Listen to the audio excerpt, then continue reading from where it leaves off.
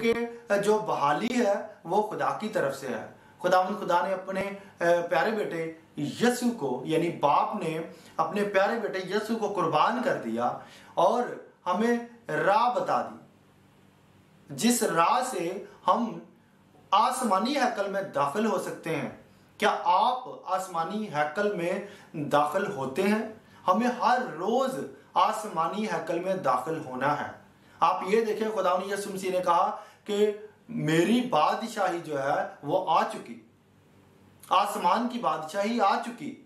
और फिर जो हम देखते हैं कि बादशाही जो है वो जाहिरी तौर पर तो हमें नजर नहीं आती, लेकिन जो लोग यीशु में अबाइड हैं, जो लोग यीशु में रहते हैं, यीशु उनमें रहता है, तो इस तरह से क्या है, खुदा की बादशाही कायम हो चुकी है।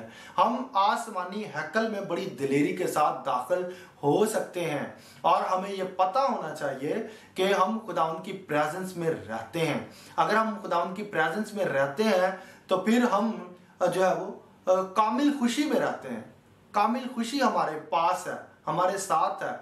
खुदावन की प्रेजेंस में रहें, और खुदावन की प्रेजेंस में आप तब तक दाखिल नहीं हो सकते जब तक बाप आपको खींच ना ले, जब तक बाप आपको खींच ना ले।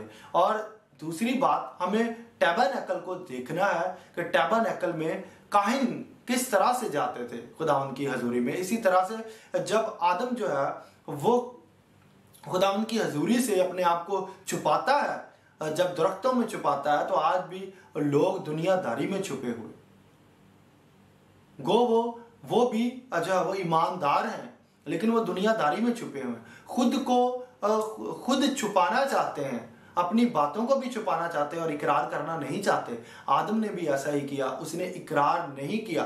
खुदा चाहते थे कि ये इकरार करे, तो भी वो अपने किए पर शर्मिंदा था। सो खुदा ने उसको तरीका बताया, खुदा ने उसको बताया कि तू किस तरह से बहाल हो सकता है। खुदा ने उसके लिए जो है वो चमड़े का लिबास जो था वो बनाया, और इसके लिए खुदा ने यकीनन कुर्बानी की और वहां पर आदम को ये बात समझाई कि लहू जो है और तुम्हारा जो है कलाम मुकद्दस को सुनकर, खुदा की आवाज जो है वो कलाम ही है, वो मुकद्दस कलाम है, वो मुकद्दस आवाज है, वो पाक बुलावा है। और जब कभी तुम पाक बुलावे को सुनो तो अपने दिल को सख्त ना करो, बल्कि इकरार करो कि खुदा मैं इस जगह पर हूं, मैं इन हालात में हूं, और अपने आप पर गौर करें और खुदावन से सच बात कहें, सच्चे दिल के साथ। बाइबल मुकद्दस कहती है, इब्रानियों का खत जब हम पढ़ते हैं तो वहां पर लिखा है सच्चे दिल के साथ, पूरे ईमान के साथ, और अपने दिलों पर लहू के छींटे लेकर। वहां पर छींटे लफ्ज लिखा गया, लेकिन वहां पर लहू के छींटे ही है कि लहू के छींटे लेकर हम बड़ी दिलेरी के साथ खुदा के हजूर चलें। हम बड़ी दिलेरी के साथ पाक तरीन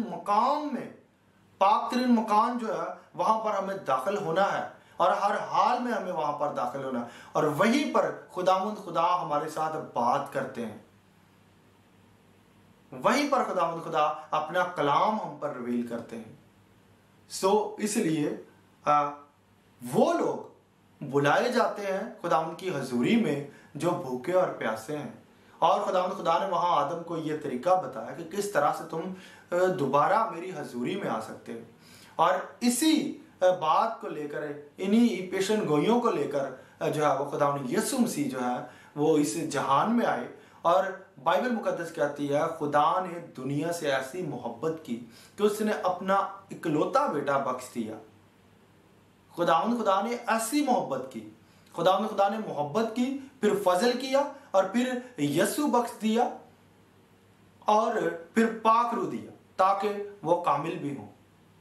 इसीलिए अब हम एक हवाला पढ़ेंगे जिसमें हमें पता चलता है कि हम किस तरह से खुदावंद की हजूरी में, जैसे आदम जो है अपने आप को खुदावंद की हजूरी से जब खारिज पाता है तो फिर वो किस तरह से वापस आता है। वो खुद आने की कोशिश करता है। खुद आज कोई भी ये कोशिश करेगा तो वो हरगिज खुदावंद की हजूरी में दाखिल नहीं हो सकता। तो कलाम मुकद्दस हमें क्या बताता है कि हम जो है वो इब्रानियों का खत पहले पढ़ते हैं, चैप्टर 10 और वर्स 22। तो आओ हम सच्चे दिल, पूरे ईमान के साथ और दिल के इल्जाम को दूर करने के लिए दिलों पर छींटे लेकर और बदन को साफ पानी से धुलवाकर खुदा के पास चलें। हम जब कलाम मुकद्दस की आयात की तिलावत करते हैं तो हमें पता चलता है कि खुदा ही है जो हमें अपनी हजूरी में ले जा सकते हैं। जैसा कि खुदा यीशु मसीह ने कहा कि मेरे वसीला के बगैर कोई बाप के पास नहीं आ सकता। और इसी तरह जैसे हमने ये पढ़ा कि जब तक बाप किसी को खींच ना ले कोई यीशु के पास नहीं आ सकता। फिर इसी तरह से जब हम देखते हैं तो होली स्पिरिट हमें बताते हैं कि कलाम मुकद्दस में कि खुदा के रूह के बिना कोई बाप तक रसाई नहीं कर सकता। तो इसी तरह से हम यहाँ पर पढ़ते हैं ज़बूर 43 वर्स 3, अपने नूर और अपनी सच्चाई को भेज, वही मेरी रहबरी करें, वही मुझको तेरे कोहे मुकद्दस और तेरे मस्कनों तक पहुंचाएं। अब यहां पर आप ये देखें कि खुदा के कोहे मुकद्दस और उसके मस्कनों तक पहुंचाने वाले कौन है? खुदा का नूर और खुदा की सच्चाई। जब हम खुदा के नूर, खुदा ने यीशु मसीह ने यह बात कही कि मैं दुनिया का नूर हूं। खुदा ने यीशु मसीह जो है वो नूर है। और जब हम सच्चाई को देखते हैं तो बाइबल मुकद्दस ही हमें बताती है कि रूह सच्चाई है। अपने नूर और अपनी सच्चाई को भेज, वही मेरी रहबरी करें, वही मुझको तेरे कोहे मुकद्दस और तेरे मस्कनों तक पहुंचाएं। अगर आप चाहते हैं कि आप खुदा से बात करें, अगर आप चाहते हैं कि आप खुदा के पास जाएं, उसकी नजदीकी को हासिल करें, उसकी कुर्बत को, उसके साथ रफाकत, मेल जोल, जो सही मकसद था खुदा का यही मकसद था कि आदम जो है जो जुदा हो गया था, आदम जो मर गया था, खुदा ने उसको बहाल किया और फिर से उसके साथ मेल मिलाप रखने के लिए अपने प्यारे बेटे यीशु मसीह को कुर्बान कर दिया ताकि खुदा मेल मिलाप रख सके। और आप ये देखें, खुदावंद चाहते हैं कि खुदावंद आपके साथ रूह में सोहबत रखें।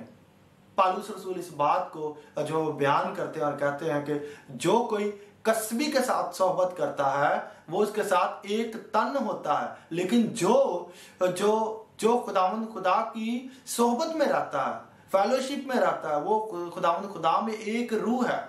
हमें खुदा के साथ एक रूह होना है और एक रूह होने के लिए जो है वो हर एक की बहाली इंतहाई जरूरी है। आप ऐसा नहीं हो सकता कि आप पाक रूह को नहीं जानते, आप खुदा यीशु मसीह को नहीं जानते तो आप बाप तक रसाई कर सकते हैं, या पाक तरीन मकान जो है यानी आसमानी हैकल में आप जा सकते हैं। आज आसमानी हैकल में जाने की जरूरत है। आप आसमानी हैकल में जाएं और आप जान जाएंगे कि आपको इस जमीन पर ही रहते हुए, क्योंकि आप इस जमीन पर रहते हुए आसमान में रहते हैं, उसको जब हम देखते हैं तो खुदा ने क्या किया, हमें आसमानी मकामों पर बिठाया मसीह यीशु में। और फिर हम जब ये देखते हैं कि खुदा ने जो है आदम को मिट्टी से पैदा किया, आदम को मिट्टी से पैदा किया। क्यों पैदा किया? आप ये देखें, ये हो ही नहीं सकता कि आसमान और जमीन कभी मिल पाए। उनमें खला इतना है, स्पेस इतना है कि अगर कोई देखे तो ये बात जो है ये नामुमकिन लगती है। लेकिन खुदा जो आसमान है, आसमानों से भी बुलंद है, उसने आदम को मिट्टी से बनाया और उसके साथ मोहब्बत की और उसके साथ मेल मिलाप करके दिखाया। ये एक मोजज़ा है, ये बहुत बड़ा मोजज़ा है कि खुदा ने जो है इस बात को जहानों में बता दिया कि मैं जो हूं, मैं जो हूं सो हूं, मैं जो चाहता हूं वो करता हूं। खुदा ने आदम को मिट्टी से बनाया और एक बुलंदो बाला हस्ती जो है, जो खुदा की जात है, वो एक अदना से जो है वो मेल मिलाप रखते हैं। कितनी बड़ी मिसाल दी खुदा ने मोहब्बत की, इससे बड़ी कोई मिसाल और मोहब्बत की हो ही नहीं सकती। और फिर खुदा इस मिलाप के लिए खुद आ गए ताकि इस मिलाप को बहाल करें और अटर्नल लाइफ दे। इसलिए हमें आज खुदा की हजूरी में रहने की जरूरत है।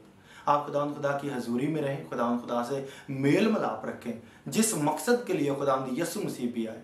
सो आने वाले जो हमारे नेक्स्ट मैसेजेस होंगे, हमारे नेक्स्ट जो इसका पार्ट होगा प्रेजेंस ऑफ गॉड का, तो हम इसको और ज़्यादा डिटेल के साथ बड़ी जो है वो खुदावंद पाक रूह की हदायत में इसको और ज़्यादा हम सीखेंगे, और जो है हमें पता चलेगा कि खुदावंद की हजूरी जो है वो क्या है। आदम का खुदावंद की हजूरी से निकलना और फिर उसकी बहाली, बिना लहू के बहाली नहीं, बिना कलाम के बहाली नहीं, यानी कि बिना कलाम के आप खुदावंद की हजूरी में नहीं आ सकते, ना बिना लहू के, ना बिना यीशु के, ना बिना पाक रूह के।